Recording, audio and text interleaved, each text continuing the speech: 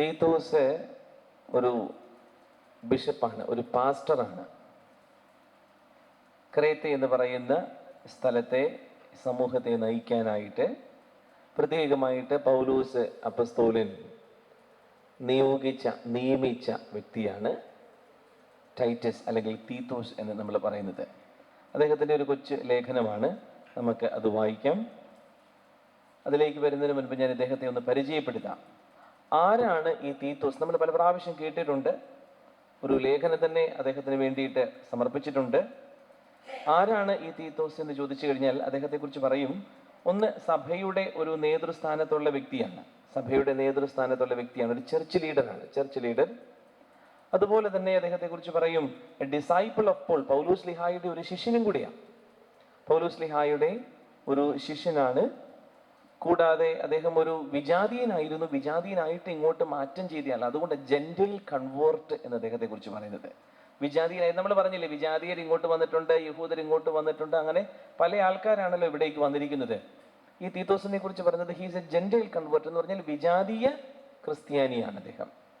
ഒന്ന് പൗലോസ് ലീഹയുടെ കൂട്ടുകാരനാണ്, ശിഷ്യനാണ്, സഭയിലെ ഒരു നേതാവാണ്, ഒരു വിജാതീയ ക്രിസ്ത്യാനിയും കൂടിയാണ് അദ്ദേഹം. അദ്ദേഹത്തെക്കുറിച്ച് പറയുന്നത് ക്രേത്ത എന്ന് പറയുന്ന സ്ഥലത്തെ മെത്രാനച്ചനായിരുന്നു, പാസ്റ്ററായിരുന്നു എന്നാണ്. അപ്പം അതാണ് അദ്ദേഹത്തെക്കുറിച്ച് ചുരുക്കമായിട്ട് നമുക്ക് പറയാനുള്ളത്. ടൈറ്റസ് എന്നോ തീത്തോസ് എന്നോ ഒക്കെ നമുക്ക് തീത്തൂസ് എന്ന് മലയാളത്തിലും പറയും. ഇതാണ് ഈ കഥാപാത്രം. പൗലോസ് ലീഹായ്ക്ക് വേണ്ടിയിട്ട് അദ്ദേഹം ആരംഭിച്ച ദൈവവചന ശുശ്രൂഷ തുടരുന്നത് ക്രേത്തയിലെ ഈ തീത്തോസിലൂടെയാണ്. അങ്ങനെ നല്ല ഒരു ശുശ്രൂഷ ചെയ്യുന്ന ആൾക്ക് പൗലോസ് ലീഹ കൊടുക്കുന്ന ഉപദേശങ്ങൾ എന്തൊക്കെയാണ് എന്നാണ് ഈ ഒരു ലേഖനത്തിന്റെ ആദ്യ ഭാഗത്തിലൂടെ ഒന്ന് പങ്കുവയ്ക്കാനായിട്ട് ആഗ്രഹിക്കുന്നത്. ഇത്രയും കാര്യങ്ങൾ മനസ്സിലായോ? ഒരു മിഷണറി ലീഡറാണ്, ചർച്ച് ലീഡറാണ്, ഒരു ഡിസൈപ്പിൾ ഓഫ് പോൾ ആണ്, അതുപോലെ തന്നെ ഒരു വിജാതീയ ക്രിസ്ത്യാനിയാണ്, ക്രേത്തയിലെ ബിഷപ്പാണ്, മെത്രാനച്ചനാണ്. അതാണ് പൊതുവെ അദ്ദേഹത്തെക്കുറിച്ച് അത്രയൊക്കെ ഒന്ന് അറിഞ്ഞിരിക്കുക. അതിനുശേഷം നമുക്ക് നമ്മുടെ ഈ കത്തിലേക്ക് വരാം. ഈ കത്തിന്റെ തുടക്കത്തിലും ദൈവത്തിന്റെ ദാസനും യേശുക്രിസ്തുവിന്റെ അപ്പസ്തോലനുമായ പൗലോസിൽ നിന്ന്, നമ്മൾ കഴിഞ്ഞ ദിവസം പറഞ്ഞ കത്തിന്റെയൊക്കെ ആരംഭത്തിൽ എന്തെന്നാ? അപ്പസ്തോലൻ, അപ്പസ്തോലൻ, അപ്പസ്തോലൻ, ഞാൻ അപ്പസ്തോലൻ എന്ന് പറയും. നമ്മൾ ആദ്യത്തെ ദിവസം മിനിയാന്ന് പറഞ്ഞിരുന്നു ഇല്ലേ? കത്തിന്റെ എല്ലാം ആരംഭത്തിൽ പൗലോസ് ലീഹ എന്തെന്ന് പറയുമെന്നാ പറഞ്ഞത്? അപ്പസ്തോലന എന്ന് പറയൂന്ന് പറഞ്ഞിരുന്നു. ദേ ഇവിടെയും ഉണ്ട്. തീത്തോസിന് എഴുതിയിരിക്കുന്ന ലേഖനത്തിലും തുടക്കത്തിൽ പറയുകയാണ്, ഞാൻ അപ്പസ്തോലനാണ്. ഇനി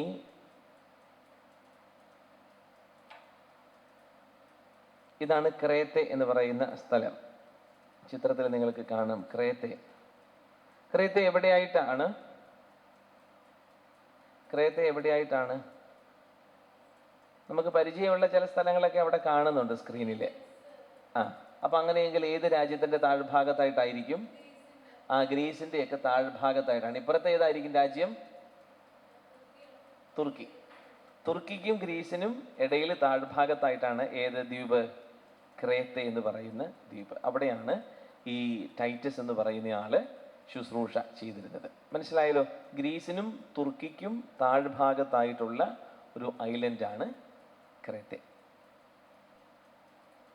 ഇനി ക്രേത്ത എവിടെയാണെന്നൊന്നും സംശയിച്ചേക്കരുത്.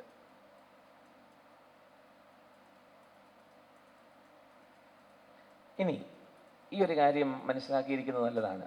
പൗലോസ് ലീഹയ്ക്ക് എത്ര കത്തുകളുണ്ട്? എന്തോ?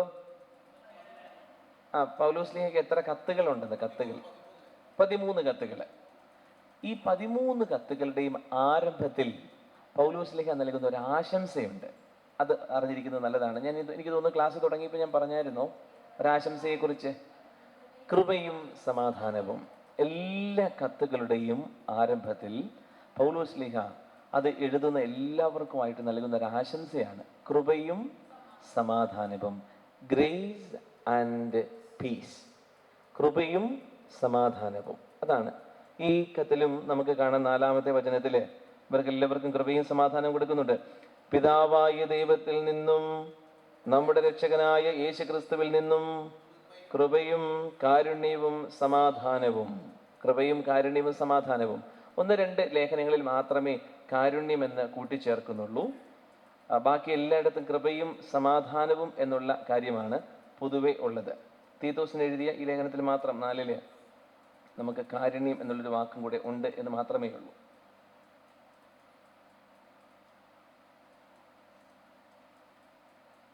കൃപയും സമാധാനവും എല്ലാവർക്കും നൽകുന്ന ഒരു ആശംസയാണ്. കൃപ, ഖാരിസ്, അതാണ് ഖാരിസ് എന്നാണ് ആ വാക്ക്, ഖാരിസ്. നമ്മളതിൽ നിന്നാണ് കരിസ്മാറ്റിക്, ഖാരിസം, കൃപ. കൃപയുള്ള പ്രസ്ഥാനമാണ് എന്ത്? കരിസ്മാറ്റിക് പ്രസ്ഥാനം. കാരണം ഖാരിസ് ആണ് അവിടെ ഉള്ളത്. ഖാരിസ്, പരിശുദ്ധാത്മാവിന്റെ നിറവ് ഉള്ള സ്ഥലം, അതാണ് ഖാരിസ്. അതുകൊണ്ടാണ് ചില സ്ഥലങ്ങൾക്ക് ഖാരിസ് ഭവൻ, കൃപയുടെ ഭവനം, അതാണ് കാരിസ് ഭവൻ. അതാണ് എന്തോ കാരിത്താസ് വേറെയാണ്. കാരിത്താസ് വേറൊരു വാക്കാണ്, ലത്തീൻ വാക്കിൽ നിന്നും വരുന്നതാണ്. ആശംസ മനസ്സിലായല്ലോ. ഇനി ഞാൻ ഇവിടെ പൗലോസ്ലീഹ പറയുന്ന 1-2 കാര്യങ്ങളെ കുറിച്ച് പറയാം. പൗലോസ്ലീഹ ഇന്നലെ നമ്മൾ പറഞ്ഞിരുന്നു, മെത്രാനച്ചമാരെ കുറിച്ച് പറഞ്ഞ സമയത്ത് നമ്മളൊരു കാര്യം പറഞ്ഞിരുന്നു, ഏക ഭാര്യയുടെ ഭർത്താവായിരിക്കണം എന്നൊക്കെ പറഞ്ഞല്ലോ. അതിവിടെയാണ് കാണുന്നത്. അപ്പം അതിനെക്കുറിച്ചൊരു വാക്ക് പറയാം. നമ്മൾ പറഞ്ഞു, സഭയിലെ 2 കൂട്ടർക്കാണ് പ്രധാനമായിട്ടും ഇവിടെ ഉപദേശം നൽകുന്നതായിട്ട് നമ്മൾ കാണുന്നത്. 2 കൂട്ടർക്ക്. ആർക്കൊക്കെയാണ്? ഇവിടെ നമ്മൾ വാക്കുകൾ കാണുന്നുണ്ട്. ആർക്കൊക്കെയാണ്? ശ്രേഷ്ഠർക്കും അതുപോലെ തന്നെ മെത്രാന്മാർക്കുമാണ് നമുക്ക് കാണുന്നത്. ശ്രേഷ്ഠന്മാരാണ് പ്രസ്ബിറ്റർ, എൽഡർ എന്നൊക്കെ പറയുന്നത് ശ്രേഷ്ഠന്മാരാണ്. നമുക്ക് 6-ാമത്തെ വചനം നോക്കാവോ? 6-ാമത്തെ വചനം, ശ്രേഷ്ഠന്മാർ.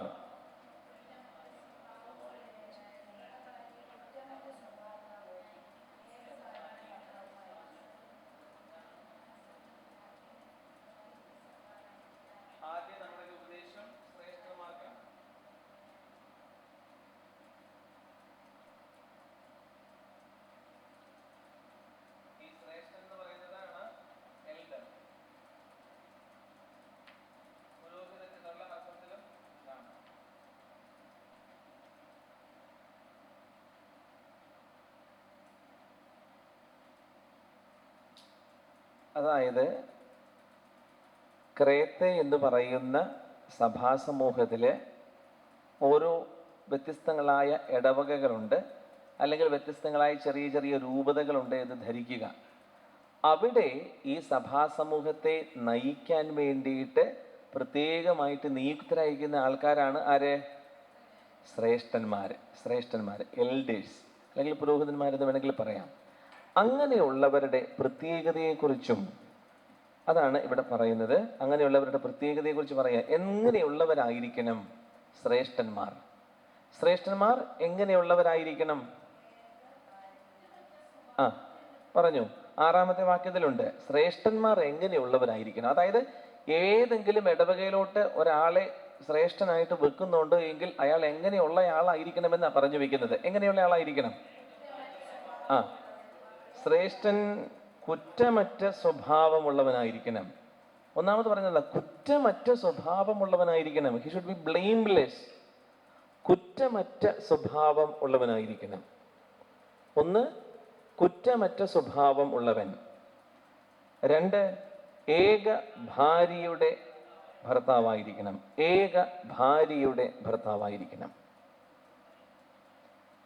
രണ്ടാമത് പറഞ്ഞു. 3-ാമത് നമ്മൾ വരികയാണ്, അവന്റെ സന്താനങ്ങൾ വിശ്വാസികളായിരിക്കണം. മക്കൾ വഴിവഴിച്ചു പോയിരിക്കുന്ന ഒരാളെ സമൂഹത്തിൽ ശ്രേഷ്ഠനാക്കാൻ പറ്റുമോ? പറ്റുകയില്ല. കാരണം എന്താ? പുള്ളിക്കാരൻ നന്നായിട്ട് നോക്കിയായിരുന്നു ആ കൊച്ചു വഴിവഴിച്ചു പോകുമായിരുന്നോ? ഇല്ല. ഇന്നത്തെ കാലത്ത് എത്ര നോക്കിയാലും പോകും. എന്നാലും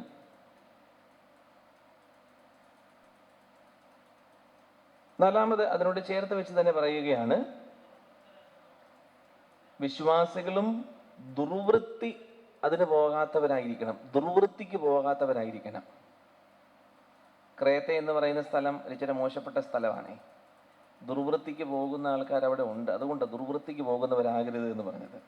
അനുസരണമില്ലാത്തവർ ആകരുത്, അനുസരണമുള്ള മക്കളെ.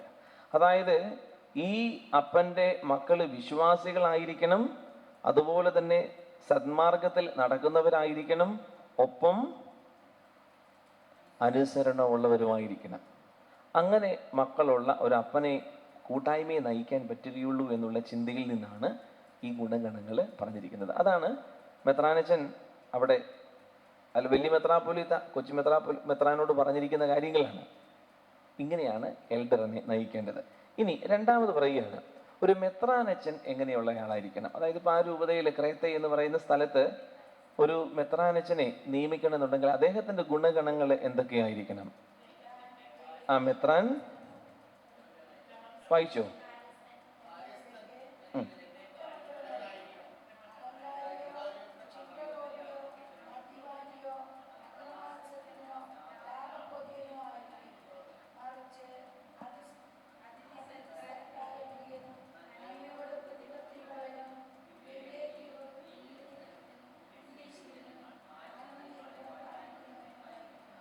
മെത്രാൻ ദൈവത്തിൻ്റെ കാര്യസ്ഥനാണ്. അതാണ്, ദൈവത്തിൻ്റെ കാര്യസ്ഥനാണ്. കാര്യസ്ഥൻ എന്ന് പറഞ്ഞു കഴിഞ്ഞാൽ നമുക്ക് എല്ലാവർക്കും അറിയാം അല്ലേ? ഒരുപാട് ഏക്കർ കണക്കിന് തോട്ടമുള്ള ആള് ആ തോട്ടത്തെ നോക്കി നടത്താൻ വേണ്ടിയിട്ട് ആൾക്കാരെ നിയോഗിക്കും അല്ലേ? കാര്യസ്ഥനാണ്. ആ കാര്യസ്ഥൻ വിശ്വസ്തതാപൂർവം ഈ ശുശ്രൂഷ ചെയ്യേണ്ടതുണ്ട്. വേണ്ട സമയത്ത് വെട്ടിയൊരുക്കലുകൾ നടത്തേണ്ടതുണ്ട്, വേണ്ട സമയത്ത് ഫലങ്ങൾ എടുക്കേണ്ടതുണ്ട്, അതിൽ നിന്നും കിട്ടുന്നത് കൃത്യമായിട്ട് തൻ്റെ യജമാനൻ്റെ അടുത്ത് കണക്ക് ബോധിപ്പിക്കേണ്ടതുണ്ട്, വിശ്വസ്തയോടുകൂടി ചെയ്യേണ്ടതാണ്. അവിടെ കച്ചവടമോ കച്ചകവടമോ കള്ളത്തരമോ കാപട്യമോ ഒന്നും പാടില്ല. പറ്റുമോ? ഇല്ല. അതാണ് വിശ്വസ്തനായ കാര്യസ്ഥൻ. അങ്ങനെയുള്ള വിശ്വസ്തനായ കാര്യസ്ഥനായിരിക്കണം ആര്? മെത്രാൻ. അത് വളരെ കൃത്യമായിട്ട് പറയുകയാണ്. വിശ്വസ്തതയുള്ള ദൈവത്തിൻ്റെ കാര്യസ്ഥനായിരിക്കണം. കാര്യസ്ഥന്റെ എല്ലാ ഗുണഗണങ്ങളും ഉണ്ടായിരിക്കണം. ഇനി ഒരു മെത്രാനച്ചൻ എന്താവാൻ പാടില്ല പറയുകയാണ്, ദൈവത്തിന്റെ കാര്യസ്ഥൻ എന്ന നിലയ്ക്ക് കുറ്റമറ്റവനായിരിക്കണം. കുറ്റമറ്റവനായിരിക്കണം. He should be blameless. നമ്മൾ മുമ്പ് പുരോഹിതന്മാരുടെ അല്ലെങ്കിൽ എൽഡേഴ്സ് ശ്രേഷ്ഠന്മാരുടെ കാര്യം പറഞ്ഞതുപോലെ തന്നെയാണ്. കുറ്റമറ്റവനായിരിക്കണം. അഹങ്കാരി ആയിരിക്കാൻ പാടില്ല, ക്ഷിപ്രകോപി ആവാൻ പാടില്ല, മദ്യപനാവാൻ പാടില്ല, അക്രമാസക്തനാവാൻ പാടില്ല, ലാഭക്കൊതിയനാകാൻ പാടില്ല. എന്തൊക്കെ ആവാൻ പാടില്ല എന്നാ പറഞ്ഞത്. ഇത്രയും സംഗതികൾ ഉള്ള ആളെ മെത്രാനച്ചനാക്കുകയും വരുത്. ഒരുപക്ഷെ അവരുടെ അന്നത്തെ കാലഘട്ടത്തിൽ, പ്രത്യേകിച്ച് ക്രേത്തയുടെ പശ്ചാത്തലത്തിൽ, ഇത്തരത്തിലുള്ള മദ്യപാനവും മറ്റു രീതികളും ഒക്കെ സാധാരണമായിരുന്നു എന്നുള്ളത് കൊണ്ടുകൂടിയാണ് കേട്ടോ. അവരുടെ ജീവിത രീതിയും ശൈലികളും ഒക്കെ ഒരു അധാർമിക ശൈലിയിലായിരുന്നു. അവരുടെ പ്രത്യേകതകൾ അങ്ങനെ, അതാ ക്രേത്തയിലെ ആൾക്കാരുടെ രീതി അതാ. അങ്ങനെയുള്ള സാഹചര്യത്തിലാണ് പറയുന്നത് അങ്ങനെയുള്ള ആളെ ഒന്നും എടുത്തേക്കല്ലേ. ഇനി പറയുകയാണ് എന്തൊക്കെ ആയിരിക്കണം ഒരു മെത്രാനച്ചന്റെ ഗുണഗണങ്ങളെ. അദ്ദേഹത്തിന്റെ ഗുണങ്ങളെ കുറിച്ച് പറയുകയാണ്. എന്തൊക്കെ ആയിരിക്കണം അദ്ദേഹം? മറിച്ച് അവൻ അതിഥി സൽക്കാര പ്രിയനായിരിക്കണം. അതിഥി സൽക്കാര പ്രിയനായിരിക്കണം. He should be hospitable. അതിഥി സൽക്കാര പ്രിയനായിരിക്കണം. മറ്റുള്ളവരെ കരുതലോടെ സ്വീകരിക്കുന്ന, അവരെ പരിഗണിക്കുന്ന, ആതിഥ്യമരുളുന്ന ഒരാളായിരിക്കണം. 2, നന്മയോട് പ്രതിബദ്ധത ഉള്ളവനായിരിക്കണം. നന്മയായതിനെ സ്നേഹിക്കുന്നവനായിരിക്കണം. A lover of goodness. വീണ്ടും പറയുകയാണ്, വിവേകിയായിരിക്കണം. വിവേകം ഉള്ള ആളാകണം. നീതിനിഷ്ഠനാവണം. Upright, just. കാരണം നീതിയായിട്ടുള്ള കാര്യങ്ങളെ കുറിച്ച് തീരുമാനം എടുക്കേണ്ട ആളാ അല്ലേ? അപ്പൊ നീതിമാനായിരിക്കണം. പുണ്യശീലനായിരിക്കണം. അതായത് ദൈവഭയമൊക്കെ ഉള്ള ഒരു വ്യക്തിയും ആയിരിക്കണം. ആത്മനിയന്ത്രണം പാലിക്കുന്നവനായിരിക്കണം. Self controlled. പെട്ടെന്ന് പൊട്ടിത്തെറിക്കുന്നവനോ ടെമ്പറമെന്റ് വീക്കായ ആളോ ഒന്നും ആവാൻ പാടില്ല. ആത്മസംയമനം പുലർത്തുന്ന ആളെയും വേണം. എന്തിനു വേണ്ടിയിട്ട്? ഈ മെത്രാൻ ശുശ്രൂഷയിലേക്ക് തിരഞ്ഞെടുക്കുമ്പോൾ അത് നിർദ്ദേശം കൊടുക്കുകയാണ്. അതായത് അതിൽ നിന്നുമാണ് കേട്ടോ പിന്നീടൊക്കെ നമുക്ക് ഇനിയ മാനദണ്ഡങ്ങളൊക്കെ എടുത്തു വന്നത്. പാലിക്കുന്നുണ്ടോ എന്ന് അറിയത്തില്ലെന്നേ ഉള്ളൂ. എന്തായാലും ഇതൊക്കെയാ മാനദണ്ഡം. അത് പൗലോസ്ലീഹ പണ്ടേ പറഞ്ഞിട്ടുള്ള കാര്യവുമാണ്.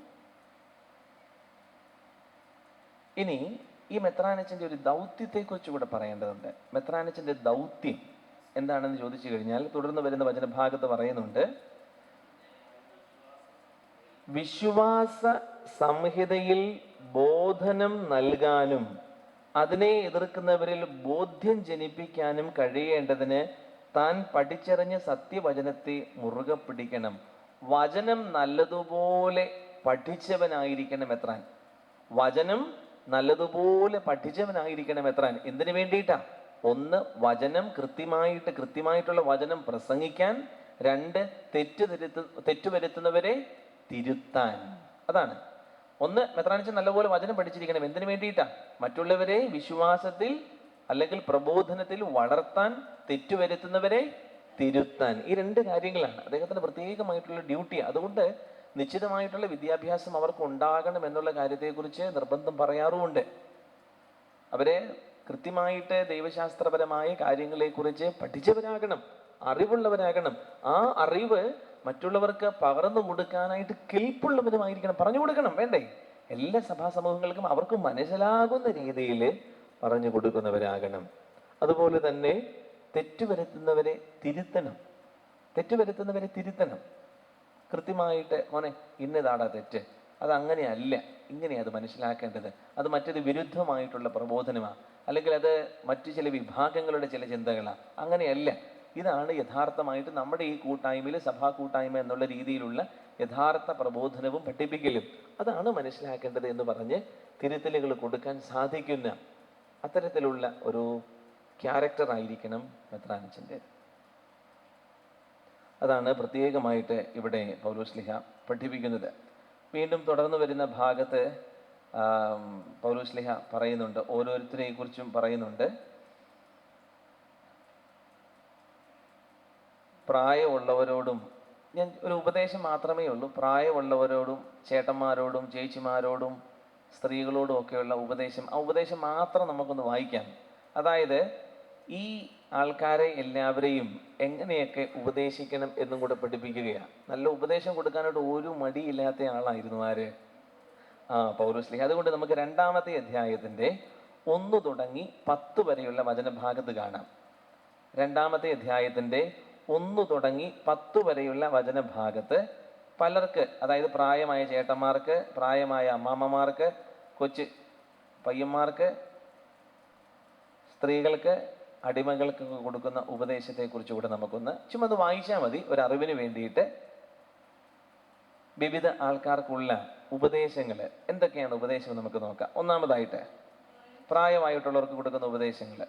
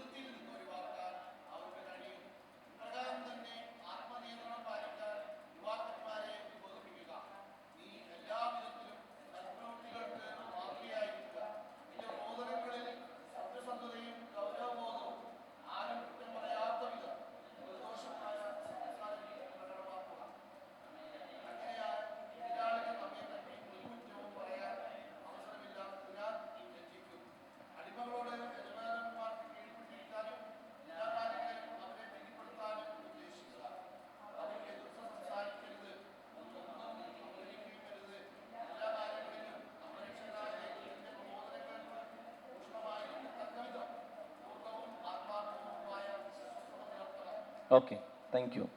അതായത് ഈ തീത്തോസിനോട് പറഞ്ഞു കൊടുക്കുകയാണ്, സഭയിൽ ഉള്ള, നമ്മുടെ കൂട്ടായ്മയിലുള്ള ആൾക്കാരോട് എങ്ങനെ ജീവിക്കണം.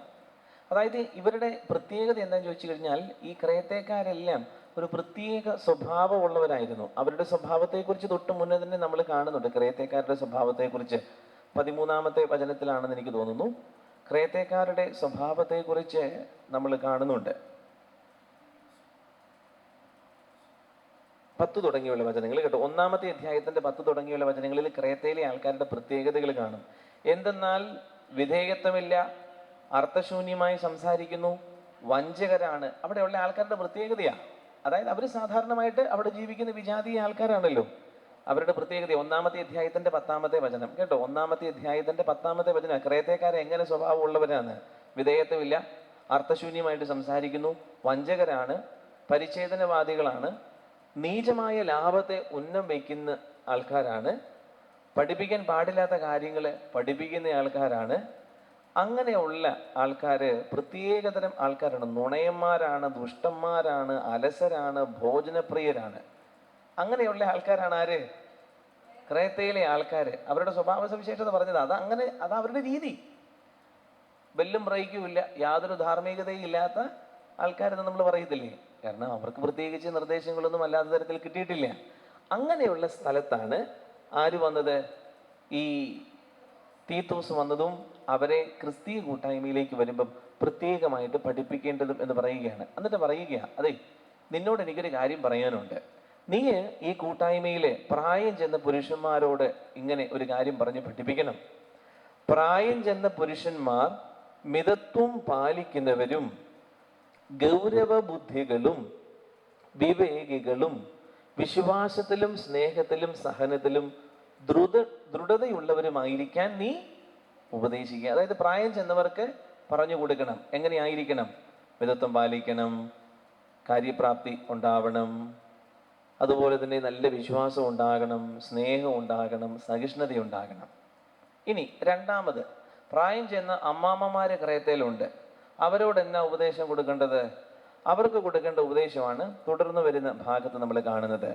പ്രായം ചെന്ന സ്ത്രീകൾ ആദരപൂർവം പെരുമാറുകയും പരദൂഷണം ഒഴിവാക്കുകയും മദ്യപാനത്തിന് അടിമകളാകാതിരിക്കുകയും ചെയ്യാൻ അവരെ ഉപദേശിക്കുക. ഇത് വായിച്ചപ്പം ഒരമ്മാമ്മ ചോദിച്ചു, അല്ല അച്ഛാ, തിരിച്ചായിരുന്നല്ലോ വരേണ്ടത്, അത് മുന്നത്തെ ഭാഗത്തിലായിരുന്നല്ലോ വരേണ്ടത്, ചേട്ടന്മാരിൽ അതിൽ നിന്നല്ലേ മാറേണ്ടത് എന്ന്. ഇവിടെ ക്രേത്തയിൽ ഇങ്ങനെ ആയിരുന്നു കാണും. അതുകൊണ്ടായിരിക്കും. നമുക്കിപ്പോൾ എന്നാ ചെയ്യാനാ? നമ്മുടെ ഇവിടെ ഉള്ളതെല്ലാം നല്ല ആൾക്കാരാ, പക്ഷെ അവിടുത്തെ ആൾക്കാർ അങ്ങനെ ആയിപ്പോയി എന്നുള്ളതിനെ കുറിച്ച് അതുകൊണ്ടായിരിക്കും. തീർച്ചയായിട്ടും അങ്ങനെ ഒരു സാഹചര്യം ഉണ്ടായിരുന്നത് കൊണ്ടാവാം. ഓരോ സ്ഥലത്തും അതിൻ്റെതായ പ്രത്യേകതകളുണ്ടല്ലോ. അപ്പം അങ്ങനെയുള്ള പ്രത്യേകതയുടെ ഫലമായിട്ടാവാം. എന്തായാലും അവരോടും ഇത്തരത്തിൽ പെരുമാറാനായിട്ട് പറയും. അതായത് നമ്മുടെ കൂട്ടായ്മ എങ്ങനെയുള്ളതായിരിക്കണം? നമ്മുടെ കൂട്ടായ്മ ഒരുപാട് നല്ല ഗുണങ്ങളുള്ള ഒരു കൂട്ടായ്മ ആയിരിക്കണം. എന്ത്? ക്രിസ്തീയ കൂട്ടായ്മ എന്നുള്ളത് പഠിപ്പിക്കാൻ വേണ്ടിയിട്ടാണ് ഇങ്ങനെ പറഞ്ഞത്. അതായത് ക്രേത്തയിലെ ആൾക്കാരുടെ വിജാതീയ ജീവിത ശൈലിയിലല്ല ഇനി നമ്മൾ പോകേണ്ടത്. അവർക്ക് അങ്ങനെയൊക്കെ സ്വഭാവമുണ്ട്, പക്ഷെ അതല്ല, ഇനിമേ നമുക്ക് അങ്ങനെ ആവാൻ പാടില്ല. എന്നിട്ട് ഇവരോട് പറയുകയാണ് പെൺകുട്ടികളെ എങ്ങനെ ആയിരിക്കണം എന്നുള്ളതിനെ കുറിച്ച് പറയുന്നുണ്ട്. പെൺകുട്ടികളെ എങ്ങനെ പ്രോത്സാഹിപ്പിക്കണം, ഒരു അമ്മ അല്ലെങ്കിൽ മുതിർന്നവരെ എങ്ങനെയാണ് പെൺകുട്ടികളെ പഠിപ്പിക്കേണ്ടത്? അവരോട് പറയുകയാണ്, അവർ നല്ല കാര്യങ്ങൾ പഠിപ്പിക്കട്ടെ, അവർ നല്ല കാര്യങ്ങൾ പഠിപ്പിക്കട്ടെ. ഭർത്താക്കന്മാരെയും കുട്ടികളെയും സ്നേഹിക്കാനും വിവേകവും ചാരിത്രശുദ്ധിയും കുടുംബജോലികളിൽ താല്പര്യവും ദയാശീലവും ഭർത്താക്കന്മാരുടെ വിധേയത്വവും ഉള്ളവരാകാനും യുവതികളെ അവർ പരിശീലിപ്പിക്കട്ടെ. അതായത് മക്കളെ നല്ലതുപോലെ, പെൺകുഞ്ഞുങ്ങളെ നമ്മൾ തീർച്ചയായിട്ടും ശ്രദ്ധിക്കുന്നുണ്ട്, നമ്മുടെ പേരൻസ് എല്ലാം മക്കളെ, പെൺകുട്ടികളെയും ആൺകുട്ടികളെയും ഒക്കെ നല്ലതുപോലെ വളർത്താനായിട്ട് പരിശ്രമിക്കുന്നുണ്ട്. അതല്ലേ നമ്മുടെ ഐഡന്റിറ്റി എന്ന് പറയുന്നത്. നമ്മുടെ ക്രിസ്തീയ കൂട്ടായ്മയുടെ പ്രത്യേകത എന്ന് പറയുന്നത് ഇത്തരത്തിൽ നല്ല മൂല്യങ്ങളിൽ മക്കളെ വളർത്താനായിട്ട് നമ്മൾ പരിശ്രമിക്കുന്നുണ്ട് എന്നുള്ളതാണ്. ഇത് ഇന്ന് മാത്രമല്ല, അന്ധകാലത്തും ഇങ്ങനെ പഠിപ്പിച്ചിട്ടുണ്ടായിരുന്നു എന്നുള്ളതാണ്, പറഞ്ഞു കൊടുത്തിട്ടുണ്ടായിരുന്നു. അതാണ് നമ്മുടെ ക്രിസ്തീയ കൂട്ടായ്മയുടെ ഐഡന്റിറ്റി. അങ്ങനെ അവരെ വളർത്തേണ്ടതുണ്ട് എന്നുള്ളതാണ് ഇവിടെ പറഞ്ഞിരിക്കുന്നത്. ഇനി യുവാക്കന്മാരോടുള്ള കൽപ്പനയെ കുറിച്ച് നമുക്ക് കാണാം. 6-ാമത്തെ വചനത്തില് ഇപ്രകാരം തന്നെ ആത്മനിയന്ത്രണം പാലിക്കാൻ യുവാക്കന്മാരെ ഉദ്ബോധിപ്പിക്കുക. നീ എല്ലാവിധത്തിലും സത്പ്രവർത്തികൾക്ക് മാതൃകയായിരിക്കുക.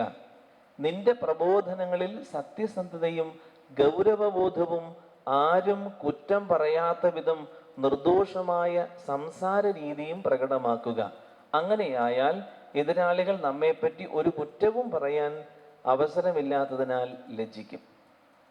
അതായത് ആ മക്കളോട് പറയുകയാണ്, ആ മക്കളെല്ലാവരും പക്വതയുള്ളവരാകണം, കൺട്രോൾഡ് ആവണം. അതുപോലെ തന്നെ നല്ല ബഹുമാനത്തോടു കൂടെ മറ്റുള്ളവരോട് ഇടപെടുന്ന ആൺമക്കളാകണം. ഇൻറ്റഗ്രിറ്റി ഉണ്ടാവണം, ബോധ്യത്തോടുകൂടി. ചുമ്മാ ചപ്പടാച്ചിയൊക്കെ സംസാരിച്ചുകൊണ്ട് ഇതിലെയൊക്കെ പോകുന്ന പിള്ളേരാകാതെ നല്ല മിടുക്കരാകണം. ക്രിസ്തീയ കൂട്ടായ്മയിലെ പിള്ളേര് എന്ന് പറയുന്നത്, ആൺകുട്ടികൾ എന്ന് പറയുന്നത്, അവർ നല്ല സത്പ്രവൃത്തികൾ ചെയ്യുന്നവരാകണം, ഗൗരവബോധം ഉള്ളവരാകണം, സത്യസന്ധതയുള്ളവരാകണം. മറ്റാരും നമ്മളെക്കുറിച്ച് മോശം പറയാൻ പാടില്ല. അയ്യേ എന്നാ ചെറുക്കനായി, അങ്ങനെയൊന്നും നമ്മുടെ പിള്ളേരെ കുറിച്ചൊന്നും ആരും പറയാനായിട്ട് ഇടവന്നേക്കരുത്. അതേസമയം മറ്റുള്ളവരുണ്ട്, കൊള്ളാം, തോമാച്ചേട്ടൻ്റെ മോൻ മിടുക്കനാ, അവൻ നല്ല സത്യസന്ധതയോടുകൂടി പെരുമാറി, ഇൻറ്റഗ്രിറ്റി ഉള്ള പയ്യന, മച്ചുറാ, അങ്ങനെ കേൾക്കാനല്ലേ നമുക്കിഷ്ടം നമ്മുടെ മക്കളെ കുറിച്ച്. അത് നമ്മുടെ ക്രിസ്തീയ കൂട്ടായ്മയിലെ പരിശീലനത്തിൻ്റെ ഭാഗമാണ്. നമ്മൾ മക്കളെ അങ്ങനെ വളർത്തണം എന്നുള്ളത് സഭയുടെ പ്രബോധനവുമാണ്, വിശുദ്ധ ഗ്രന്ഥത്തിൻ്റെ പഠിപ്പിക്കലുമാണ്. അതാ നമ്മളുടെ മക്കളെ എങ്ങനെ പരിശീലിപ്പിച്ച് വളർത്തണം എന്നുള്ളതിനെ കുറിച്ച് നമുക്കൊക്കെ അറിയാം. എന്നിരുന്നാൽ പോലും ഓർത്ത് നോക്കണേ, നമ്മുടെ ഈ ക്രിസ്തീയ കൂട്ടായ്മയുടെ അടിസ്ഥാനപരമായിട്ടുള്ള ധാർമ്മിക പ്രബോധനങ്ങളാണ് ഇതൊക്കെ.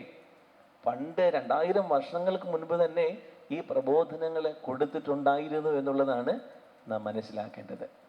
ഇത് തന്നെ നമുക്ക് കാണാൻ പറ്റും എഫേസോസ് ലേഖനത്തിൻ്റെ 6-ാമത്തെ അധ്യായത്തിൽ 1 തുടങ്ങി 4 വരെയുള്ള വചനങ്ങളിലും ഇതിനോട് സമാനമായിട്ട് തന്നെ നമ്മൾ കാണും. മക്കളോട് കൊടുക്കുന്ന ഉപദേശങ്ങളിൽ, മാതാപിതാക്കന്മാരോട് മക്കളോട് കൊടുക്കുന്ന ഉപദേശത്തിൽ മക്കളോട് പറയുന്നുണ്ട്, കുട്ടികളെ നിങ്ങൾ മാതാപിതാക്കന്മാരെ അനുസരിക്കണം, അവരെ ബഹുമാനിക്കണം, അത് നീതിയുക്തമാണ്, ന്യായയുക്തമാണ്.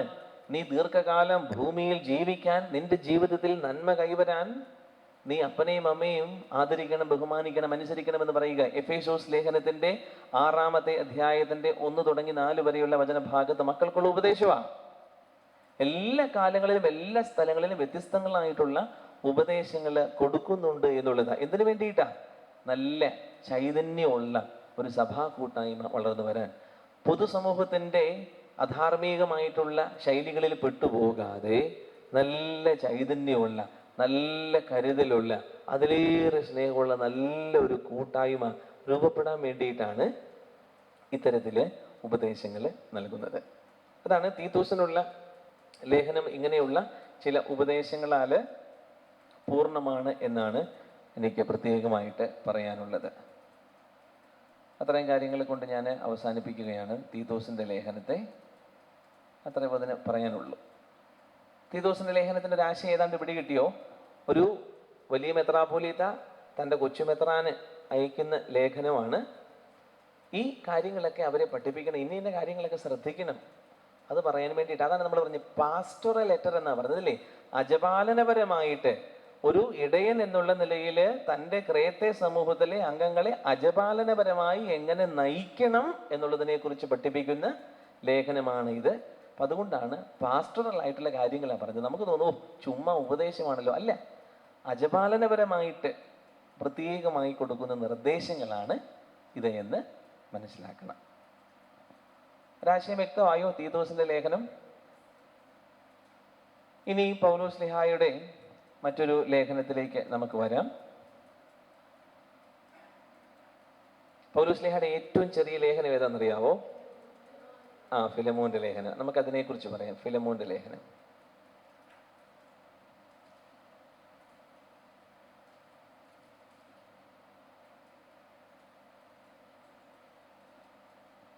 ഫിലമോന്റെ ലേഖനമാണ് കേട്ടോ. ഫിലമോന്റെ ലേഖനത്തിലെ 3 കഥാപാത്രങ്ങളാണ് പ്രധാനമായിട്ടും ഉള്ളത്. ഫിലമോന്റെ ലേഖനത്തിലെ 3 കഥാപാത്രങ്ങളാണ് പ്രധാനമായിട്ടും ഉള്ളത്. 1 പൗലോസ് ശ്ലീഹ, 2 ഫിലമോൻ, 3 ഒനേസിമൂസ്. ഞാൻ കഥ പറയട്ടെ, എല്ലാവരും ശ്രദ്ധിച്ച് കേൾക്കണം. ഒരിടത്ത് കൊളോസോസ് എന്ന് പറയുന്ന സ്ഥലത്ത് ധനികനായ ഒരു മനുഷ്യൻ ജീവിച്ചിരുന്നു. അവൻ ഒരു വിജാതീയനായിരുന്നു. പൗലോസ് എന്ന ആളുടെ പ്രസംഗമൊക്കെ കേട്ട് മാനസാന്തരപ്പെട്ട് മാമോദീസ സ്വീകരിച്ച ഒരു വിജാതീയ ക്രിസ്ത്യാനിയായിരുന്നു ഫിലമോൻ. ധനാഢ്യനായ ഈ ഫിലമോൻ ഒരുപാട് അടിമകളുള്ള ഒരു മുതലാളിയുമായിരുന്നു. ധാരാളം അടിമകൾ ഇവന് ഉണ്ടായിരുന്നു. ഈ ഫിലമോൻ കരുണയുള്ള മനുഷ്യനായതുകൊണ്ടും ഒരുപാട് കരുതലുള്ള മനുഷ്യനായിരുന്നത് കൊണ്ടും ക്രിസ്തീയ കൂട്ടായ്മയ്ക്ക് തൻ്റെ വീട്ടിൽ ഒരുമിച്ച് കൂടാനുള്ള അവസരം ഒരുക്കിയിരുന്നു.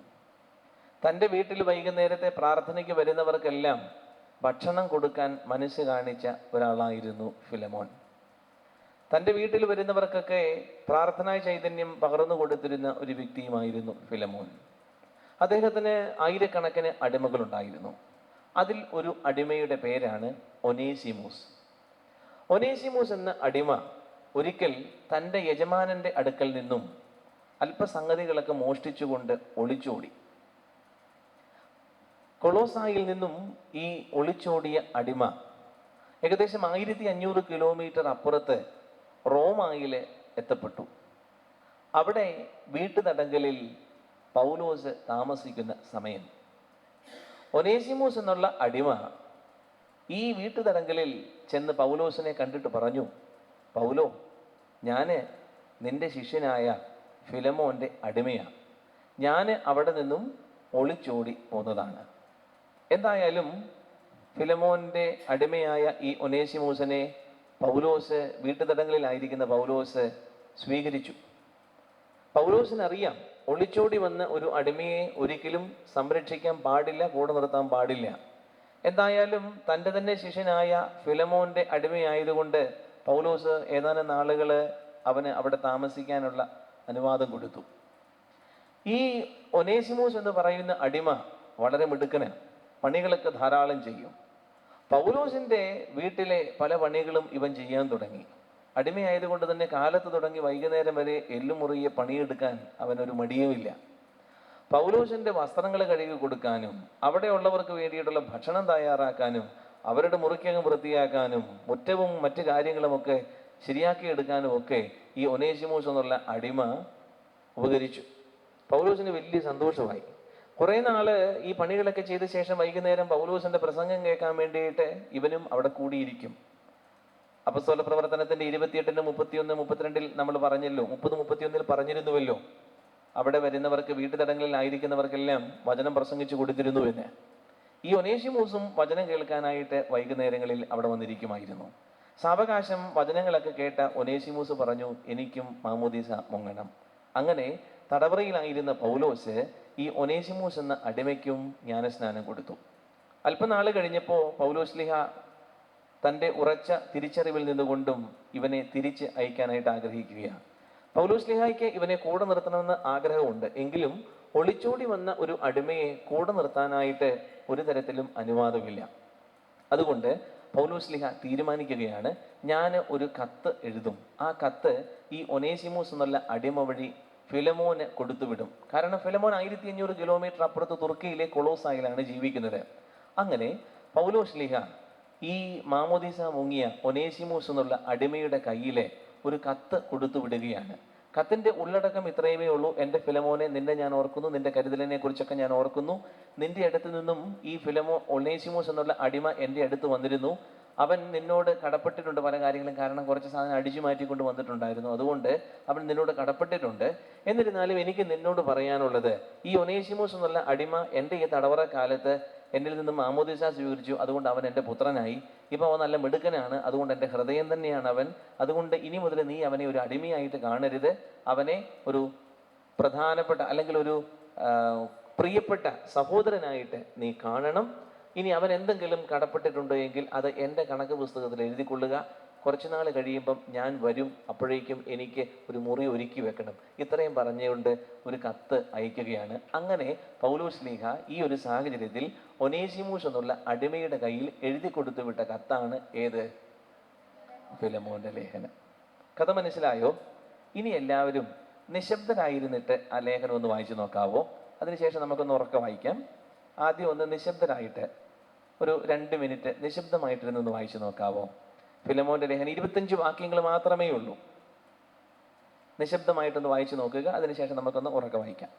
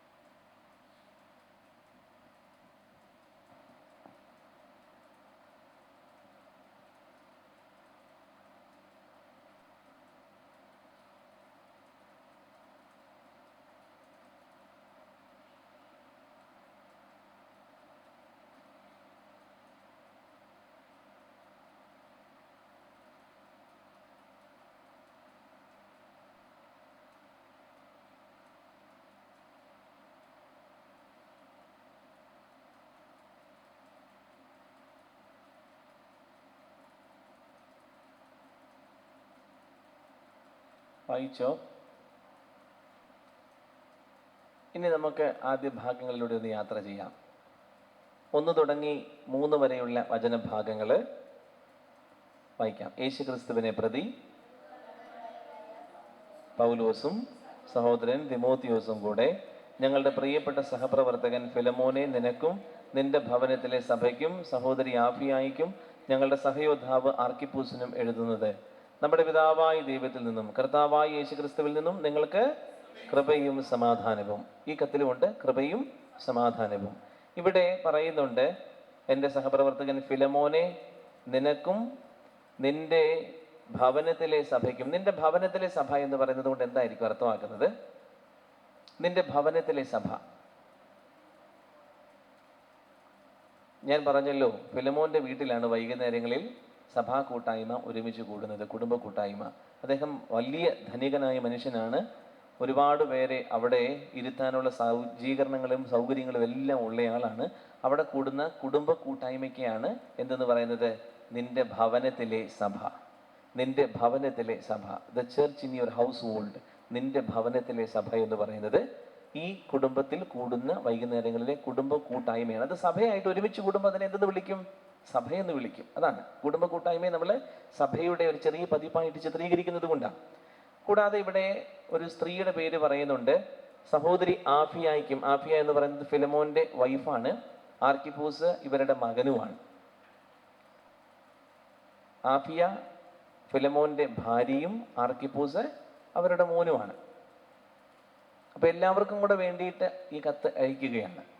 കൃപയും സമാധാനവും എന്തായാലും കൊടുത്തിട്ടുണ്ട്.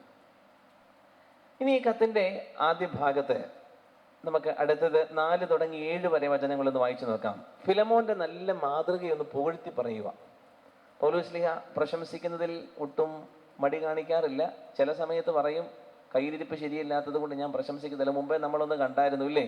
നിങ്ങളെ ഞാൻ പ്രശംസിക്കണമോ എന്ന് ചോദിച്ചിട്ട് അവസാനം പറഞ്ഞു, ഇല്ല, നിങ്ങളെ ഞാൻ പ്രശംസിക്കത്തില്ല, കയ്യിലിരിപ്പ് ശരിയല്ലായിരുന്നു. ഇതേ ഇവിടെ കണ്ടോ, ഒരാളെ പ്രശംസിക്കുന്നത് കണ്ടോണം. അയാളുടെ കയ്യിലിരിപ്പ് നല്ലതായിരുന്നത് കൊണ്ടാണ് അയാളെ പ്രശംസിക്കുന്നത്. നമുക്ക് കാണാം എങ്ങനെയാണ് അദ്ദേഹത്തെ പ്രശംസിക്കുന്നത് എന്ന്. 4 തുടങ്ങി 7 വരെ.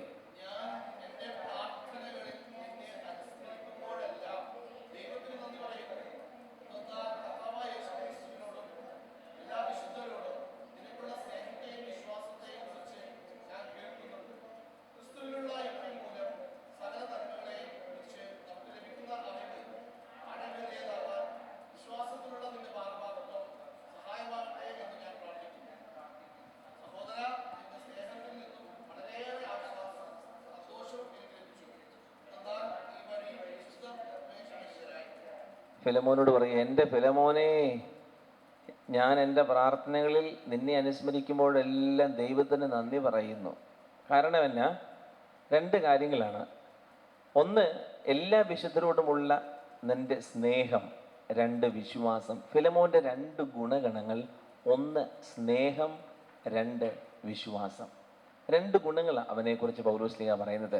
ഈ ഫിലമോൻ ഉണ്ടായിരുന്ന 2 ഗുണങ്ങൾ, 1 സ്നേഹവും 2 തമ്പുരാനോടുള്ള വിശ്വാസവും. 1 സഹോദരങ്ങളോടുള്ള സ്നേഹം, 2 തമ്പുരാനിലുള്ള ആഴത്തിലുള്ള വിശ്വാസം. ഈ 2 കാര്യവും മനസ്സിലാക്കിയത് കൊണ്ടാണ് പൗലോസ്ലീഹ അവനെ പ്രശംസിച്ച് സംസാരിക്കുന്നത്. സ്നേഹവും വിശ്വാസവും. അത് കഴിഞ്ഞ് വീണ്ടും പൗലോസ്ലീഹ പറയുന്നുണ്ട്, ക്രിസ്തുവിലുള്ള ഐക്യം മൂലം ഞാൻ സകല നന്മകളെയും കുറിച്ച് നമുക്ക് ലഭിക്കുന്ന. അതിനുശേഷം നോക്കുക, സഹോദര, 7-ാമത്തെ വചനം കേട്ടോ. സഹോദര, നിന്റെ സ്നേഹത്തിൽ നിന്നും വളരെയേറെ ആശ്വാസവും സന്തോഷവും എനിക്ക് ലഭിച്ചു. അവന് സ്നേഹമുണ്ടെന്ന് നമ്മൾ നേരത്തെ പറഞ്ഞായിരുന്നു ഇല്ലേ? എങ്ങനെയാ അവന്റെ സ്നേഹം മറ്റുള്ളവർ അറിഞ്ഞത്? എന്തെന്നാൽ നീ വഴി വിശുദ്ധർ ഉന്മേഷഭരിതരായി. എന്തെന്നാൽ നീ വഴി വിശുദ്ധർ ഉന്മേഷഭരിതരായി. എങ്ങനെയായിരിക്കും ഉന്മേഷഭരിതരാകുന്നത്? മടുത്തു തുത്തലഞ്ഞ് വീട്ടിലോട്ട് ചെല്ലുമ്പോൾ ഒരിച്ചിരി കഞ്ഞിവെള്ളം നല്ല ഉപ്പിട്ട് തരുമ്പോഴോ, അല്ലെങ്കിൽ ഒരു നാരങ്ങാവെള്ളം, സോഡാ നാരങ്ങാവെള്ളം തരുമ്പോഴോ അല്ലേ? നമ്മുടെ വീടിൻ്റെ സാഹചര്യത്തിൽ കിട്ടുന്ന ഏറ്റവും നല്ല വസ്തു അതെന്തെങ്കിലും കിട്ടുകയാണെങ്കിൽ നമുക്ക് എന്തുണ്ടാകും? ഉന്മേഷം ഉണ്ടാകും. ഇത് തന്നെയാണ് ഈ ഫിലമോനും ചെയ്തിരുന്നത്. വൈകുന്നേരം കുടുംബ കൂട്ടായ്മയ്ക്ക് വരുന്ന എല്ലാവർക്കും പണ്ട് ആദ്യം ഈ പാർലേജിയുടെ ബിസ്ക്കറ്റും കട്ടൻ കാപ്പിയുമായിരുന്നു കൊടുത്തതെങ്കിൽ ഫിലമോന് തന്നെ കൊണ്ട് പറ്റുന്നത് പോലെ തന്നെ എല്ലാവർക്കും ഒരു ഇച്ചിരി കപ്പ വേവിച്ചതും നല്ല കറിയൊക്കെ കൂടെ കൂട്ടി കൊടുക്കും. അത് കഴിയുമ്പോൾ എല്ലാവർക്കും വലിയ സന്തോഷമാകും. അദ്ദേഹത്തിന് കൊടുക്കാൻ മടിയൊന്നുമില്ലായിരുന്നു, അതിനുള്ള നിലയുണ്ടായിരുന്നു. അതുകൊണ്ടാണ് പറ്റുന്ന പോലെ. അപ്പം അങ്ങനെ എല്ലാവരെയും ഉന്മേഷഭരിതരാക്കുന്ന ഒരാളായിരുന്നു ആര്? രണ്ടാമതായിട്ട് ഇവൻ്റെ വലിയ വിശ്വാസം, ആഴമായിട്ടുള്ള വിശ്വാസം ഉണ്ടായിരുന്നു. അതുകൊണ്ട് ആത്മീയമായിട്ടുള്ള ഉന്മേഷത്തിനും കാരണമാകുന്നുണ്ട്. അങ്ങനെ രണ്ട് തരത്തിലും വിശുദ്ധരെ കുറിച്ച് പറയാം. പൗലോസ് ശ്ലീഹ തൻ്റെ സഭയിലുള്ളവരെ വിളിക്കുന്ന പേര്, രണ്ട് പേരുകളാണ് വിളിക്കുന്നത്. സഭയിലുള്ള എല്ലാ മക്കളെയും വിളിക്കുന്ന പേര് വിശുദ്ധരെന്നും സഹോദരന്മാരെ എന്നുമാണ്. രണ്ട് വാക്കുകളാണ് പൗലോസ് ശ്ലീഹ ഉപയോഗിക്കുന്നത്. സഭയിലെ മക്കളെ വിളിക്കുന്ന പേര് വിശുദ്ധരെ, സഹോദരരെ. തീർച്ചയായിട്ടും പൗലോസ് ശ്ലീഹായുടെ ഭാഷയിൽ സഭയിലെ എല്ലാ മക്കളും വിശുദ്ധരാ. എല്ലാ മക്കളും, എല്ലാവരും. അതാ അങ്ങനെ വിളിക്കുന്ന രണ്ട് പൗലോസിന്റെ പദപ്രയോഗങ്ങളാണ് കേട്ടോ. സഭാ കൂട്ടായ്മയിൽ എല്ലാവരെയും വിളിക്കുന്ന രണ്ട് പേരാ, സഹോദര, സഹോദരി, അല്ലെങ്കിൽ വിശുദ്ധരെ. രണ്ട് ഗ്രീക്ക് വാക്കുകളാണ്, ഹാഗിയോസ്, അദൽഫോസ് എന്ന് പറയുന്ന രണ്ട് വാക്കുകളാണ് ഉപയോഗിച്ചിരിക്കുന്നത്. വിശുദ്ധരെ, സഹോദരരെ, എല്ലായിടത്തും അങ്ങനെയാണ്. അത് അദ്ദേഹത്തിന്റെ ശൈലിയാണ് കേട്ടോ. എൻ്റെ സഹോദര എന്നാണ് പറഞ്ഞിരിക്കുന്നത്. അതുകൊണ്ട് ഈ ഒനേസിമോസിനെ പോലും പറഞ്ഞിരിക്കുന്നത് എൻ്റെ പ്രിയപ്പെട്ട സഹോദരനായിട്ട് കരുതണമെന്നാണ് പറഞ്ഞിരിക്കുന്നത്.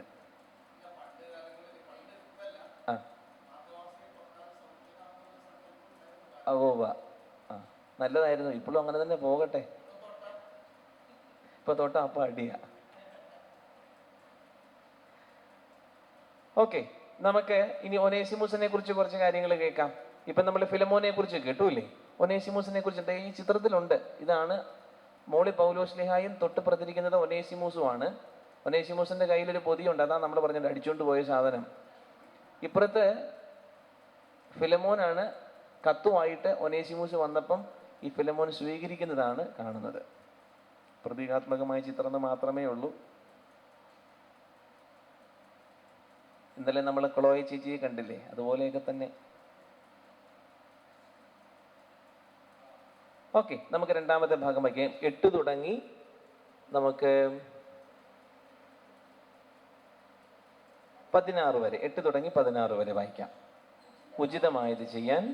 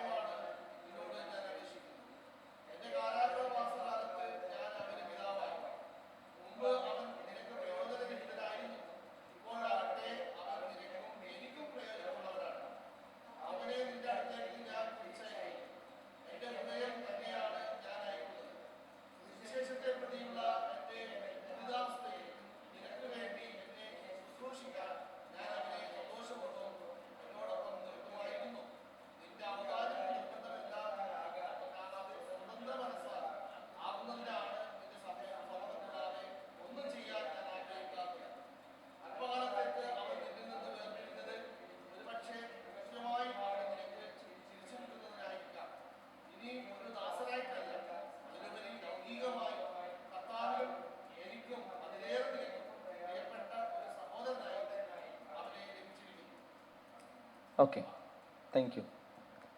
ഒനേസിമോസിനെ കുറിച്ച് ഫിലമോന് ഈ കയ്യിലിരിക്കുന്ന കത്ത് കണ്ടോ? ആ ചിത്രത്തിലെ കത്ത് നോക്കിക്കോ. ആ കത്തിൻ്റെ അകത്താണ് ഈ 25 വാക്യങ്ങളുള്ളത് കേട്ടോ. ഉചിതമായത് ചെയ്യാൻ നിന്നോട് ആജ്ഞാപിക്കാനുള്ള തൻ്റെ ഇടം ക്രിസ്തുവിൽ എനിക്കുണ്ട് എങ്കിലും സ്നേഹം മൂലം നിന്നോട് അപേക്ഷിക്കാനാണ് ഞാൻ ഇഷ്ടപ്പെടുന്നത്. അതായത് അധികാരി എന്നുള്ള നിലയിൽ ഈ ഒനേസിമോസിന് ഫിലമോന് മാമോദിസ കൊടുത്തു എന്നുള്ള നിലയിൽ അദ്ദേഹത്തിൻ്റെ ആത്മീയ പിതാവാണ് ആര്? പൗലോസ്. അതുകൊണ്ട് തന്നെ പൗലോസിന് അവനോട് വേണമെങ്കിൽ കൽപ്പിക്കാം. പക്ഷെ പൗലോസ് പറഞ്ഞില്ല, അതൊന്നുമില്ല. കാര്യം ഞാൻ നിന്റെ അധികാരിയായിട്ട് അല്ലെങ്കിൽ ആത്മീയ പിതാവൊക്കെയാണ്, പക്ഷെ സ്നേഹം മൂലം നിന്നോട് ഞാൻ അപേക്ഷിക്കാനാണ് ആഗ്രഹിക്കുന്നത്. നല്ലൊരു നേതാവിൻ്റെ ഒരു ഗുണമായിട്ടാണ്. വലിയ കൽപ്പന കൊടുക്കുന്നതിനപ്പുറത്ത് കരുതലോടെ സ്നേഹത്തോടെ സംസാരിക്കുക എന്നുള്ള ഒരു ശൈലി അത് നമ്മൾ ഈ പൗലോസിൽ കാണുന്നുണ്ട്. പിന്നെ പൗലോസ് പറയാം, ഞാൻ വൃദ്ധനാ, തടവുകാരനുമാണ്, ജയിലിലാണല്ലോ ഇപ്പം, തടവുകാരനുമാണ്. ഇനി എൻ്റെ പുത്രൻ ഒനേസിമോസിന്റെ കാര്യമാണ് നിന്നോട് ഞാൻ പറയുന്നത്. അടിമയായിരുന്നവന് മാമോദിസ കൊടുത്ത് നമ്മുടെ കൂട്ടായ്മയിലേക്ക് ആക്കി കഴിഞ്ഞപ്പം അവൻ എന്തായി തീർന്നു? എൻ്റെ പുത്രൻ, നമ്മുടെ സഭയിലെ ഒരു പുത്രനായി മാറി എന്നുള്ളതാ. പൗലോസ്ലീഹ ആത്മീയ പിതാവും ഒനേസിമോസ് ആത്മീയ പുത്രനുമാണ്. അതായത് മാമോദിസ സ്വീകരിച്ച് നമ്മുടെ കൂട്ടായ്മയിലേക്ക് വരുന്ന ഏതൊരാളും സഭയുടെ പുത്രനാണ് എന്നുള്ളതാണ്, അല്ലെങ്കിൽ പുത്രിയാണ്. വീണ്ടും പറയുകയാണ്, എൻ്റെ കാരാഗ്രഹവാസ കാലത്ത് ഞാൻ അവന് പിതാവായി എന്ന് പറഞ്ഞാല് കാരാഗ്രഹത്തിലായിരുന്ന സമയത്ത് എന്ത് കൊടുത്തു? മാമോദിസ കൊടുത്തു. മുമ്പ് അവൻ നിനക്ക് പ്രയോജനരഹിതനായിരുന്നു. അതായത് ഒളിച്ചോടിയൊക്കെ പോന്നപ്പോൾ പ്രയോജനമൊന്നും ഇല്ലായിരുന്നു. ഇപ്പോഴാകട്ടെ അവൻ നിനക്കും എനിക്കും പ്രയോജനമുള്ളവനാണ്. കാരണം പൗലോസ്ലീഹായുടെ അടുത്ത് ചെന്ന് വലിയ പ്രയോജനം ഉണ്ടായിരുന്നു. ഇനി തിരിച്ചു ചെന്ന് കഴിഞ്ഞാൽ അവന് പ്രയോജനം ഉള്ളവനാകും. അവനെ നിന്റെ അടുത്തേക്ക് ഞാൻ തിരിച്ചയക്കുന്നു. എൻ്റെ ഹൃദയം തന്നെയാണ് ഞാൻ അയക്കുന്നത്. കണ്ടോ, ഒനേസിമോസിനെ കുറിച്ച് പിന്നെയും പറയുക. എങ്ങനെയാണ്? എൻ്റെ ഹൃദയം. തൊട്ടു മുമ്പ് പറഞ്ഞു എൻ്റെ പുത്രൻ, ഇപ്പൊ പറയുകയാണ് എൻ്റെ ഹൃദയം. നമ്മൾ പറയില്ലേ എൻ്റെ ചങ്കു ബ്രോയാന്നൊക്കെ നമ്മളൊക്കെ പറയത്തില്ലേ, എൻ്റെ ചങ്കു ഫ്രണ്ടാണ് എന്നൊക്കെ പറയും. അത് തന്നെ. സുവിശേഷത്തെ പ്രതിയുള്ള എൻ്റെ ബന്ധനാവസ്ഥയിൽ നിനക്ക് വേണ്ടി എന്നെ ശുശ്രൂഷിക്കാൻ ഞാൻ അവനെ സന്തോഷപൂർവ്വം എന്നോടൊപ്പം നിർത്തുമായിരുന്നു. കണ്ടോ, ഞാൻ പറഞ്ഞില്ലേ പൗലോസ്ലീഹായെ പലതരത്തിൽ സഹായിച്ചെന്ന് പറഞ്ഞില്ലേ? അതാണ്, അവനെ ഞാൻ നിർത്തുമായിരുന്നു, എനിക്ക് നിർത്താമായിരുന്നു.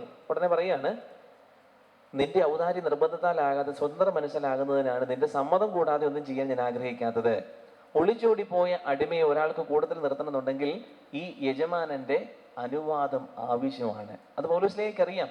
അനുവാദം കൂടാതെ നിർത്തുന്നത് തെറ്റുമാണ് എന്നുള്ളത് അറിയാം. അതുകൊണ്ടാണ് പറഞ്ഞത്.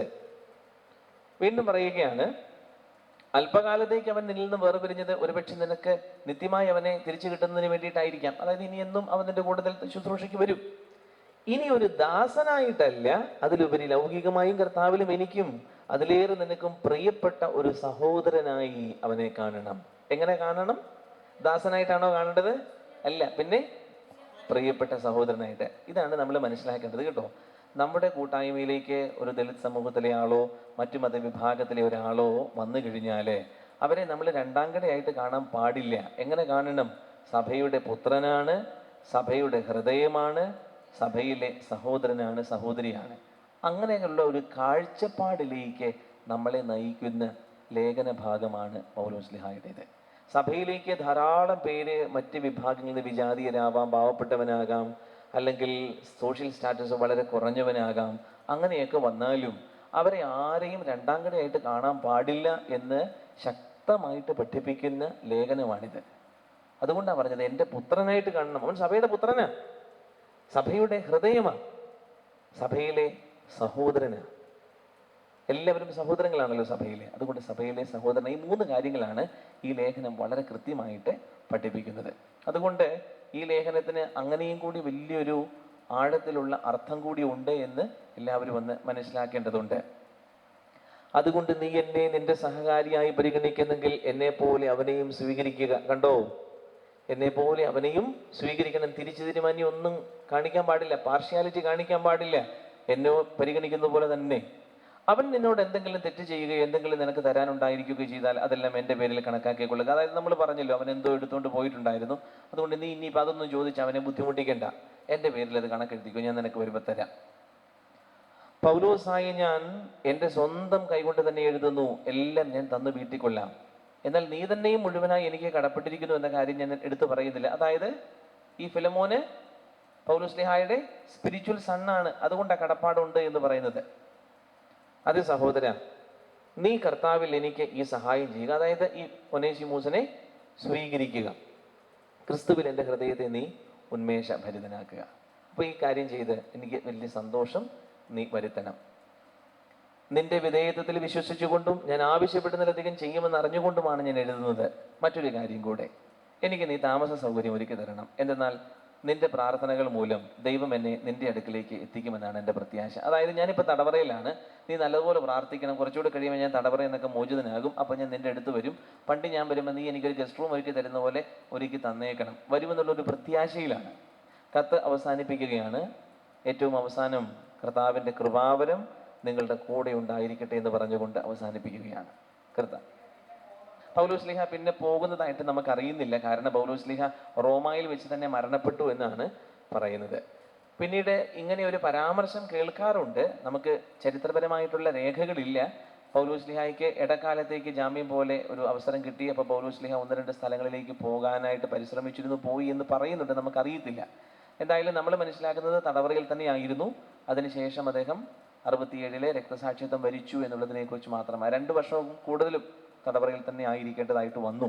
പക്ഷേ ഒരുപാട് പേര് അവിടെ വരികയും അവരെല്ലാവരും സുവിശേഷം അവിടെ കേൾക്കുകയും ചെയ്തു എന്നുള്ളതാണ്. തടവറയിൽ വെച്ചുകൊണ്ട് അദ്ദേഹത്തിന് സുവിശേഷം പ്രസംഗിക്കാനായിട്ട് അവസരം ഉണ്ടായിരുന്നു എന്നുള്ളത് കൊണ്ട്.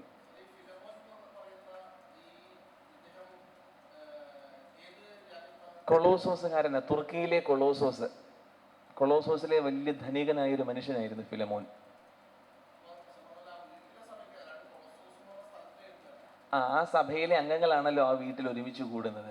കൊളോസ എന്ന് പറയുന്ന ഒരു ടൗൺ, അതായത് പാലക്കാട് ഉള്ള ഇവിടെ സഭയ്ക്ക് ഉണ്ട്. ഇത് ഈ വ്യക്തിക്കും അയാളുടെ വീട്ടിലുള്ള സഭയ്ക്കും ഒരു പ്രത്യേക ലെറ്ററാണ്. കാരണം ഇയാളുടെ ഒരു അടിമയുമായിട്ട് ബന്ധപ്പെട്ട കത്തായതുകൊണ്ടാണ്. എന്ന് പറഞ്ഞാൽ അവിടെ കൂട്ടായ്മയുണ്ടായിരുന്നു, കുടുംബ കൂട്ടായ്മയുണ്ട്. നമ്മുടെ ഇന്നത്തെ കുടുംബ കൂട്ടായ്മ എന്നുണ്ട്. അതുകൊണ്ടല്ലേ നമ്മൾ പറഞ്ഞത് 2:42 അപ്പസ്തോല പ്രവർത്തനം 2:42 പറഞ്ഞില്ലേ? അതുപോലെ തന്നെ നമ്മൾ മുമ്പ് പറഞ്ഞില്ലേ, കുർബാനയ്ക്ക് വേണ്ടിയിട്ട് അവർ ഒരുമിച്ച് കൂടുന്ന സമയത്ത് ആദ്യം വന്ന് ഭക്ഷണം കഴിക്കുന്നത്. ഓരോ സിസ്റ്റം ആയിരുന്നു ഓരോരുത്തരും ഉണ്ടായിരുന്നത്. ഇവിടെ ഫിലമോൻ എല്ലാവർക്കും ഭക്ഷണം കൊടുക്കുമായിരുന്നു എന്നുള്ളതാണ് മനസ്സിലാക്കുന്നത്. മറ്റു ചിലയിടത്ത് ഓരോരുത്തരും അവരവരുടെ ഭക്ഷണങ്ങൾ കൊണ്ടുവന്ന് ഒരുമിച്ച് പങ്കുവെച്ചു കൊടുത്ത് മുന്നോട്ട് പോകുന്ന ഒരു രീതിയായിരുന്നു ഉണ്ടായിരുന്നത്. ഫിലമോൻ പാസ്റ്റർ അല്ല, അവിടുത്തെ ഒരു കൂട്ടായ്മയിലെ ഒരു നേതാവെന്ന് മാത്രമേ ഉള്ളൂ. എങ്കിലും അദ്ദേഹം തരക്കേടില്ലാത്ത രീതിയിൽ വിശ്വാസമൊക്കെ പ്രഘോഷിച്ചിരുന്ന ഒരാളാണ്. അതുകൊണ്ടാണ് പറഞ്ഞത്, നിന്റെ വിശ്വാസത്തെ പ്രകീർത്തിക്കുന്നുണ്ടല്ലോ. നല്ല ഫെയ്ത്തുള്ള ആളായിരുന്നു. മറ്റുള്ളവരെയൊക്കെ ഇങ്ങോട്ട് വരുമ്പം കൊണ്ടുവരുന്ന ഒരു നല്ല പാസ്റ്ററും കൂടെ ആയിരുന്നു. അത്തരത്തിൽ വേറെ എന്തെങ്കിലും ചോദിക്കാനുണ്ടോ നമ്മൾ ഇത്രയും നേരം പറഞ്ഞതുമായിട്ട് ബന്ധപ്പെട്ടിട്ട്? ഈ പറഞ്ഞതുമായി ബന്ധപ്പെട്ട ആർക്കെങ്കിലും എന്തെങ്കിലും ചോദിക്കാനുണ്ടോ?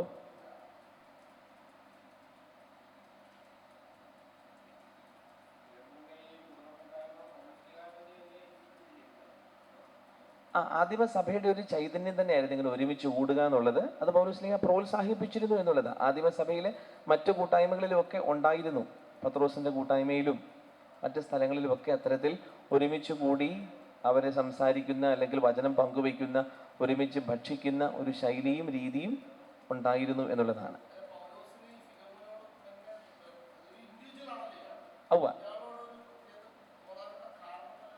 പ്രത്യേകത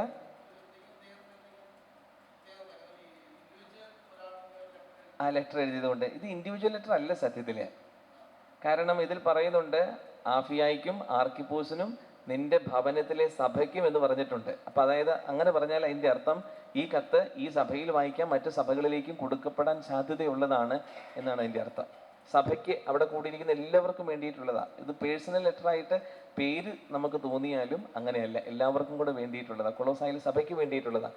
അത് സഭയ്ക്ക് വേണ്ടി മാത്രമല്ല, മറ്റെല്ലാ സഭകൾക്കും കൂടെ വേണ്ടിയിട്ടുള്ളതാണ്. കാരണം ഇതിൻ്റെ അകത്തെ ഉള്ളടക്കം ബാക്കി എല്ലാ സഭകൾക്കും ബാധകമായ കാര്യം കൂടിയാണ്. അതായത് ആ സഭകളിലൊക്കെ ആരെങ്കിലും ഇങ്ങനെ ഒരാളെ ഇങ്ങോട്ട് ചേർന്ന് വന്നു കഴിഞ്ഞാൽ അയാളെ സ്വീകരിക്കേണ്ടത് പുത്രനായിട്ടും ഹൃദയമായിട്ടും സഹോദരനായിട്ടുമാണ്. അത് കാണിക്കാൻ വേണ്ടിയിട്ടാണ് എല്ലാ സഭകളിലേക്കും ഇത് കൈമാറ്റം ചെയ്യപ്പെട്ടതും. ഈ ലേഖനം എല്ലാ സ്ഥലങ്ങളിലേക്കും സർക്കുലേറ്റ് ചെയ്യപ്പെട്ടിട്ടുള്ളൊരു ലേഖനമാണ്. അന്നത്തെ കുടുംബ കൂട്ടായ്മയിൽ തോറ മാത്രമേ ഉള്ളൂ. അതുപോലെ തന്നെ സങ്കീർത്തനങ്ങള്, മറ്റ് പ്രാർത്ഥനകള് എല്ലാം ഉണ്ട്. അവരെല്ലാം സങ്കീർത്തനങ്ങൾ ആലപിക്കുന്ന ശൈലിക്കാരായിരുന്നല്ലോ. നമ്മൾ പറയുന്ന സുവിശേഷം ഒന്നുമില്ല, അതൊക്കെ വരുന്നതേ ഉള്ളൂ. സുവിശേഷം പറയുമോ? ഓറൽ ട്രഡീഷനാണ്, റിട്ടൺ ഇല്ല. തീർച്ചയായിട്ടും അതുകൊണ്ടാണ് ഇത് കാനോനികമായി തീർന്നേ. വേറെ എന്തെങ്കിലും ചോദിക്കാന്?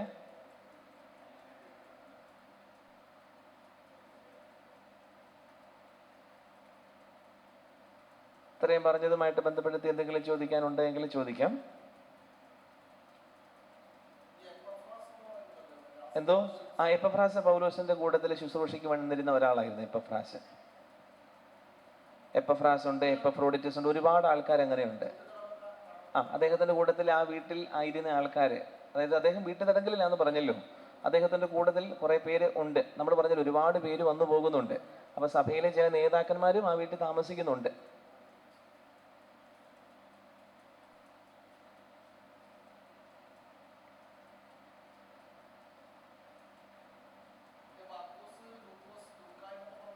ഇതെല്ലാം നമ്മുടെ സുവിശേഷകന്മാർ തന്നെയാണ്. ലൂക്കായും പൗലോസും വലിയ കൂട്ടുകാരായിരുന്നല്ലോ.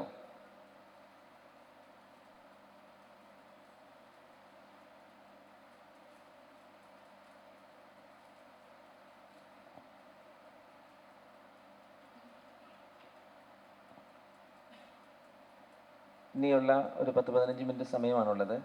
ഞാൻ നിങ്ങളുടെ ആരുടെയും പേര് ചോദിച്ചില്ല, മുഖമൊക്കെ ഇങ്ങനെ കണ്ടുവച്ചതേ ഉള്ളൂ. നിങ്ങളുടെ പേരുകളൊക്കെ ഞാനെന്ന് ചോദിക്കാം. നിങ്ങളുടെ പേരും സ്ഥലവും ഒന്ന് പറയാമോ ഓരോരുത്തരും? ഓക്കെ.